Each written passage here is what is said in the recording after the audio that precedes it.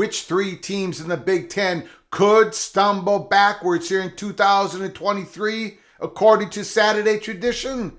And Jim Williams, 7-time Emmy Award winner, producer, director, media consultant, describes what he knows, what he definitely knows of this morning.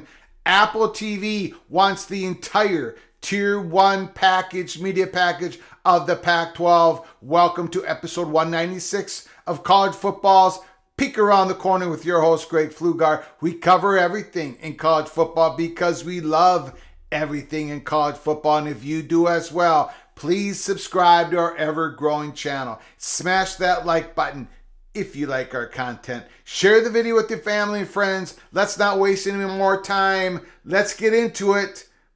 Saturday Tradition article of this morning by Alex Hickey. 3 teams with potential to be the Michigan State of the 2023 Big Ten. In other words, these are the 3 teams potentially that will fall backwards. And I agree with 2 of the 3. Unfortunately, one of these schools, one of these teams has my heart. But I do agree with Alex Hickey. Let's get to it. Outside of Ohio State and Michigan, what goes up must come down in the Big Ten. Each of the past 4 seasons, there's been a breakthrough team in the Big Ten. Minnesota in 2019, Indiana, Northwestern 2020, Michigan State 2021, and both Penn State and Illinois last year. Each of those teams shaved at least 3 losses off their total from the previous season. But there's another side to the story. In each of those seasons, a Big Ten team also has stumbled in a major way. Last season was Michigan State's turn to stumble. After finishing 9th in the country with an 11-2 mark in 2021, the Spartans were a disappointing 5-7 last year. With that being the trend, you can just about guarantee a 2023 Big Ten team will have at least 3 fewer wins than it did a year ago. And that might be a best case scenario given how dramatically the previous teams have fallen. So who are the prime candidates for 2023 regression? Saturday Tradition gives us 3 teams in the Big Ten. Number 1, Penn State, 2022 record 11-2. Why the Nittany Lions could stumble? Now, I disagree with this one. This is one of the 3 I totally disagree with because at Peek Around the Corner, we have the Nittany Lions as the way too early Big Ten champions for 2023. Back to the article.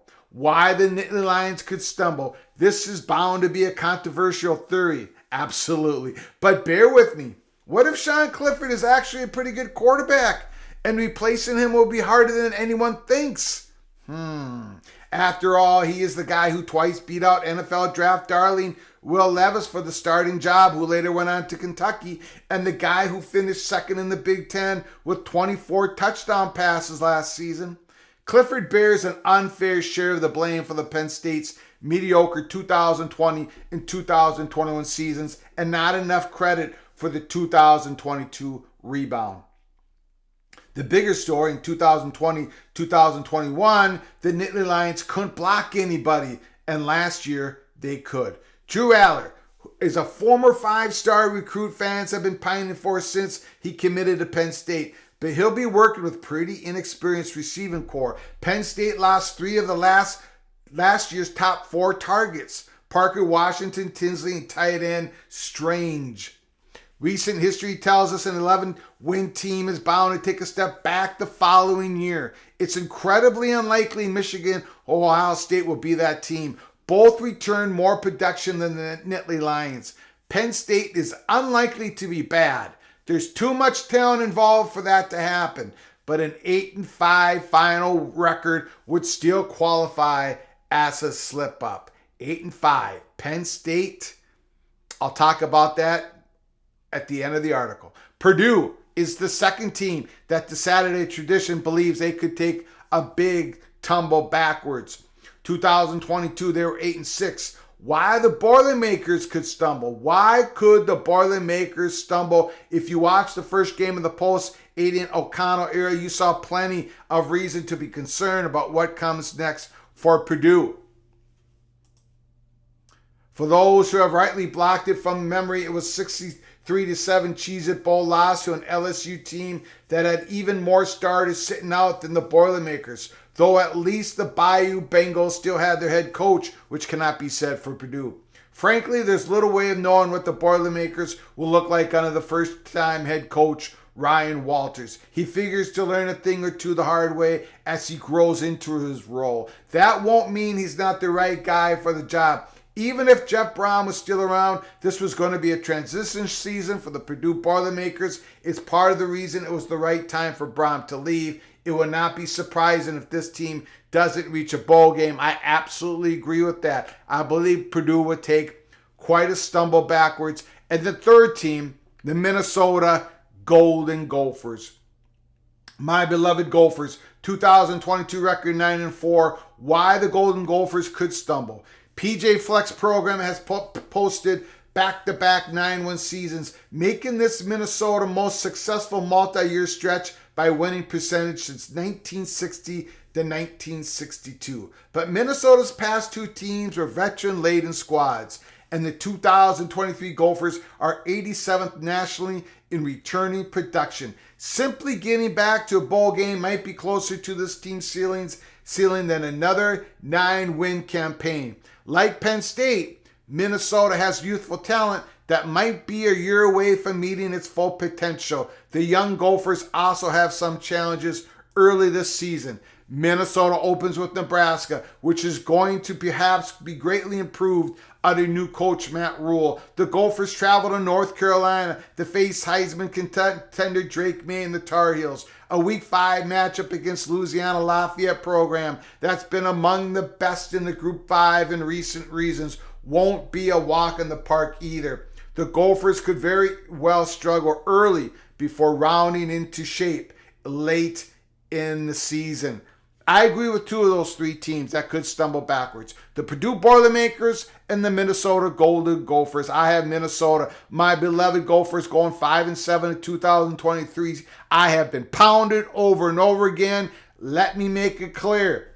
PJ Fleck is a great head coach. Gophers have some talent, but they're very thin on the defensive side of the ball, and they have a brutal, difficult, challenging schedule. I'm praying that I'm wrong. I hope the Gophers have another 9-win season, battle for the Big Ten West title, but I've got them falling back, and I've got the Purdue Boilermakers going way, way, way, way down in the Big Ten West. But the Penn State Nittany Lions, I've got them winning the conference, baby. I've got them winning the Big Ten Conference. Allen and Singleton, the running backs, and the really, really good offensive linemen, and of course, that NFL-bound left tackle that they got. The Nittany Lions, if they can just secure that secondary, they're going to win the Big Ten championship. Okay, now let's get to Jim Williams, 7-time Emmy Award winning TV producer and director, host of the stream on Jim Williams. This morning, 7:36 a.m. The only thing I can confirm this morning regarding the Pac-12 media deal is Apple TV Plus wants the entire Tier 1 package and would use the Pac-12 network as their production arm. Prime Video, Amazon is still there for a Friday night game. The linear partner remains the holdup. So that's the thing that Jim Williams can report this morning. That Apple TV, now some people have reported that in the past. Some people have speculated on it. Jim Williams is reporting that of this morning, that Apple TV wants the entire Tier 1 package, like they normally want all the content, like they do with MLS. In regards to the Pac-12 media deal, it looks like they would take the entire Tier 1. That's what they want, except, then Amazon would probably get a game, maybe ESPN. Some linear networks have to be involved in this, and Jim Williams says the linear partner remains the holdup. The next tweet that Jim Williams put out says anything can still happen, but I think something as soon as the first week in May. This tweet is not meant to say that the Pac-12 is done or that the Big 12 Conference will start adding new members. It's just a status report of 8:30 a.m. this Friday. Look, I agree. I mean, we've talked about this. We talked about this on our last live show. We had an episode on it. Peek around the corner. We believe that this thing is coming to some sort of decision. We have the dates between April 28th to May 17th. We gave the reasons why in a different episode and live show. But you know, if Apple TV is this involved where they want the entire Tier 1 package, and what are we at? April 21st right now, Friday? There's schools out there in the Pac-12 who will not abide by this type of deal. They're not going to want Apple TV to control all the Tier 1 contract. Apple TV won't sub-license a lot of that out. If Apple TV is in a deal with the Pac-12, that means they want to gain subscribers to Apple TV. They're going to keep all or most of the prime time, the Tier 1 games, the Tier 1 content of Pac-12. There's some schools out there, from everything we've heard at Peek Around the Corner, are not going to abide by that. So, again, things aren't going to get better for the Pac-12. Maybe things aren't going to get worse. The decision should not last months from now. We don't believe at Peek Around the Corner that all these Pac-12 schools are willing to wait until they learn the final details of the media deal before making a decision. Are they in or are they out? First week in May, Jim Williams says something could pop, possibly, maybe. And he's not saying that teams are going to be leaving, going to the Big 12 first week in May. But I think I shouldn't be putting words in his mouth, but I think he's getting the same vibe that we've got. The scheduling of all this, what's going to happen, I will look into those first couple weeks in May. That's the information we've been given. Give me your thoughts in your comments in the comment section below the video. Let me know how wrong Greg Pflugar is on this Pac-12 saga. Let me know how wrong I am for having the Gophers at 5-7 and Purdue worse than that in 2023 season. Let me know how wrong I am for having the Penn State Nittany Lions as our way too early Big Ten champions in 2023. Until next time, from all of us at PATC to all of you, please, you all take great care of each other. Thank you so very much.